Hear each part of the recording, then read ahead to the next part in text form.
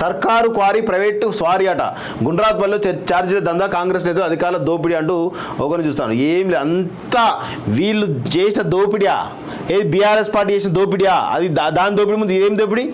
ఇది ఏం లేదు వాస్తవంగా. అసలు 2 నెలలు కూడా కాలండి, ఎట్లా స్టార్ట్ చేస్తారండి? పార్లమెంట్ ఎన్నికలు కాలే, అసలు వ్యవస్థనే ఇంకా వీళ్ళ చేతులకు రాలేదు, అప్పుడే స్టార్ట్ చేస్తారా? వీళ్ళు రాయడానికి సిగ్గుండాలి కదా, సిగ్గు శరం లేకుండా నిన్న సీతక్క మీద రాస్తూ ఉన్నారు అనుచిత మొత్తం ఆర్టికల్స్, సిగ్గు శరం లేకుండా రాస్తూ ఉన్నారు. బుద్ధుండాలి కొంచెమైనా. అసలు ఇంకా ఇసుక దందా, ఇసుక క్వారీలకు సంబంధించిన పాలసీ రాలేదు, గత ప్రభుత్వంలో పాలసీ ఇంప్లిమెంట్ అవుతా ఉన్నది.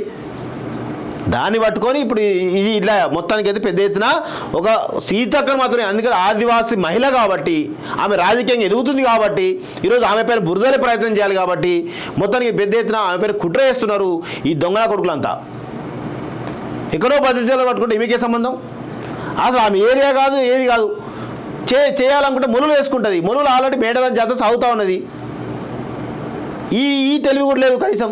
2 నెలలు కాలే, 2 నెలలు కాకముందే ఆమె పైన బురదలే ప్రయత్నం చేస్తూ ఉన్నారు. ఇంత ఘోరమా?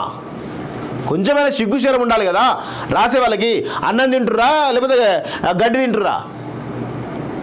బీఆర్ఎస్ నాయకులు ఎట్లుంటారంటే సొంత తల్లిని కూడా, సొంత తల్లిలో కూడా కామానుష్య దొంగన కొడుకుంటారు వాళ్ళంతా, బీఆర్ఎస్ నాయకులంతా. కేసీఆర్ కానీ ప్రతి ఒక్కరు కూడా అంతే దొంగన కొడుకులు తయారైనరు. సీతక్కను పట్టుకొని విష ప్రచారం చేస్తారు సీతక్క మీద. ఏం చేసింది ఆమె? ప్రజలకు నిస్వార్థంగా సేవ చేయడం తప్ప. ఒక్కసారి ఆమె గురించి తెలుసుకొని మాట్లాడండి. అంతేగాని ఇష్టారీతిన ఆమెపై బురదలే కార్యక్రమం చేస్తే మాత్రం మాలాంటి గొంతుకలు ఖచ్చితంగా బెండ్ తీస్తాయి, ఖచ్చితంగా బరాబర్ ఎత్తాం. నేను చెప్తున్నాను కదా, సీతక్కను గనక విమర్శిస్తే మీ సొంత తల్లిలో కూడా కామాన్ని నిలిచేటువంటి కామాంధులు మీరు వాస్తవంగా చెప్పాలంటే.